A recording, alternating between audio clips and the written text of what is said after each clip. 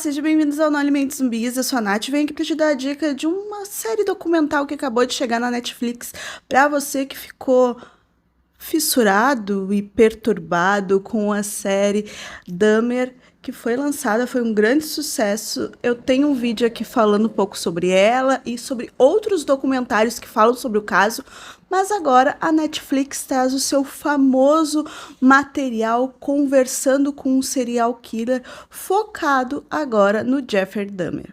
O Canibal de Milwaukee é uma nova produção também dirigida pelo responsável das outras versões que falam sobre o Ted Bundy e também sobre o John Wayne Gacy, que o do John Wayne tem vídeo aqui também para você conferir. E quem viu a série lá do Dahmer da Netflix viu que tem uma referência sobre este serial killer na própria série do Dahmer.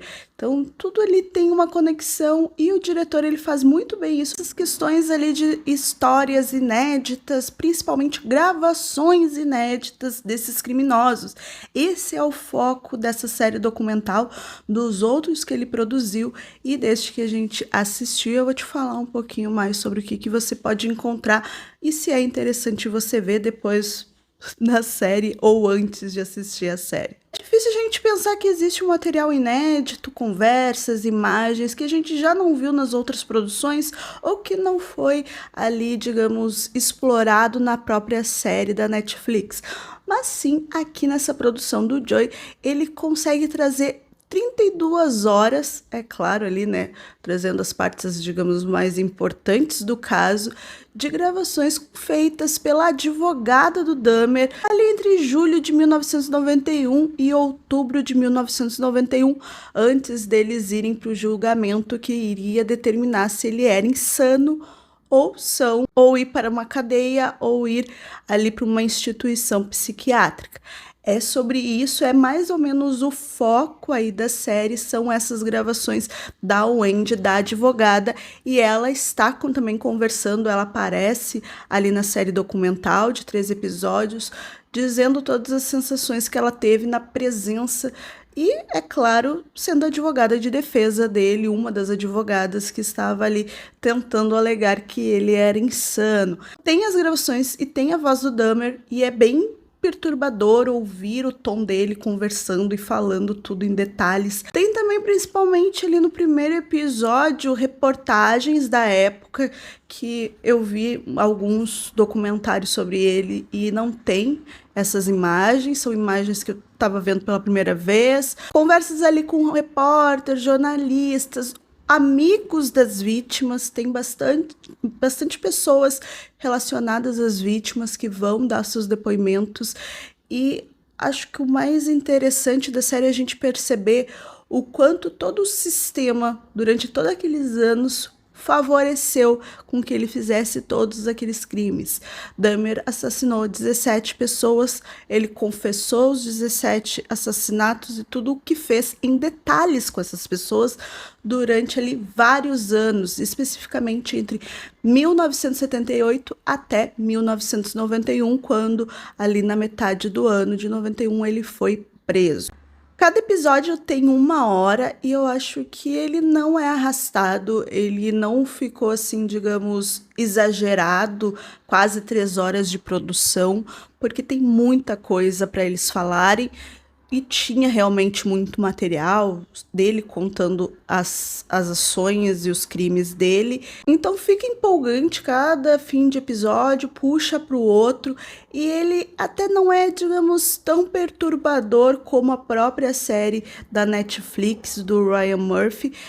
Por incrível que pareça, por mais que a gente esteja ali ouvindo a voz dele, acho que a série ela realmente retrata de uma maneira bem mais pesada do que a gente ouvindo os advogados, os repórteres, todas as pessoas que estavam envolvidas ali no caso, na investigação. Mas sim, tem umas partes bem nojentas, já que realmente ele traz alguns detalhes a mais que a gente não tem na própria série e não tem nos outros documentários, então é bom ter um pouco de cuidado em relação a isso. Então, se você ficou mexido com a série da Netflix, talvez não seja interessante você assistir o documentário, e também se você já assistiu, ele vai trazer essas informações novas e mostrar coisas ali que parecem até meio, digamos, inventadas durante a série, né? Aquela liberdade criativa para contar a história, que realmente aconteceram.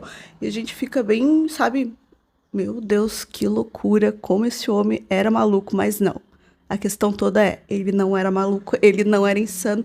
E a gente vai vendo todo esse progresso ao longo dos 3 episódios da advogada contando esses casos, a gente ouvindo essas fitas e montando esse perfil junto com eles, porque o último episódio é realmente o julgamento. Mas além disso, o terceiro episódio, ele traz, aborda temas muito importantes que a gente vê nessa série da Netflix também, que são as questões ali envolvendo se era um crime racial ou não, porque a maioria das vítimas do Dahmer eram homens negros, gays e de uma comunidade muito precária, muito afastada, né, que tinha ali as suas mazelas e tu não tinha um acesso à segurança adequada, tinha toda a questão do preconceito policial e também a questão da omissão, já que o Dahmer era um homem branco que se comportava adequadamente, tinha o seu emprego, e tudo isso fez com que, durante todos esses anos, ele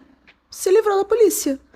E aí a gente pensa, se fosse outra pessoa, se fosse um homem negro naquela situação, onde estivesse dirigindo um carro com 2 sacos de lixo, né, com seus 18 anos, que foi o primeiro crime do Dahmer, né, ele colocou partes dos corpos num saco de lixo para descartar né, por aí, e a polícia pegou ele com aqueles sacos. Vocês acham que se fosse um homem negro eles não iam pedir para abrir os sacos e ver o que tinha dentro? Então, é interessante como o terceiro episódio, ele fala também sobre isso, ele questiona isso e mostra como a polícia e como a justiça, ela colaborou de alguma maneira, sim, para o Dahmer matar várias pessoas ao longo de todos aqueles anos. É no terceiro episódio também que a gente tem a questão do canibal, dele começar a comer a carne humana e tudo aquilo que representa essa questão meio ritualística.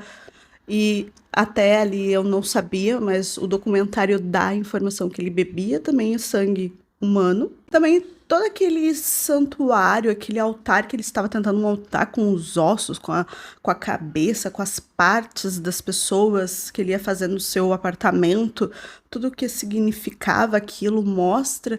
Até a gente tem a advogada Wendy mostrando o papel original que ele desenhou, o famoso altar, né, que eles levam ao julgamento para questionar tudo isso que envolve a sanidade ou não dele. Então tem informações bem complementares, né, e mesmo que você ainda não tenha assistido nada sobre ele, você vai compreender um geral de quem era esse serial killer, o que ele fez com as pessoas e por que ele atuou durante tanto tempo sem ser preso. Mas tem ali umas questões que eu não gosto tanto, mas é bem característico do material do Joey, do que ele produz nas suas conversas, né, com o serial killer. Ele te coloca para ouvir a voz ali do serial killer, ele meio coloca uma câmera, uma imagem ali de passando pela fita, sabe, interno da fita. É meio brega, eu não gosto muito.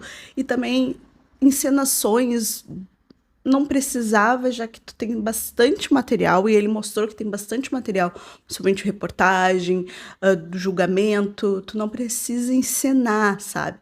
Isso me incomoda muito nos outros documentários, e aqui me incomoda um pouquinho porque tu não precisaria. Mas fora isso, é uma ótima produção, com a qualidade igual dos outros materiais. Para mim, ainda o melhor é o do Ted Bundy, mas todos eles têm ali o mesmo jeitinho. Se tu gostou dos outros, tu vai gostar desse também e vai te complementar informações que a gente viu na série. Então vem, talvez, aí para fechar esse ciclo quase doentio que a gente tá vivendo com a história do Dahmer e talvez deixar agora isso de lado um pouco, porque ainda tem muitos serial killers por aí pra gente, né, descobrir mais. Então, se você já viu Conversando com o Serial Killer, o Canibal de Milwaukee, me conte aqui se você gostou, qual foi a parte que mais te chocou. Se você já viu a série da Netflix, também me conte aqui o que tu achou. Não se esqueça de deixar um likezinho e se inscrever no canal, que eu sempre trago aí as dicas de séries documentais casos reais que sempre deixa a gente chocado aí na Netflix, porque a gente reclama da Vermelhinha, mas ela sabe fazer documentários sobre esses crimes.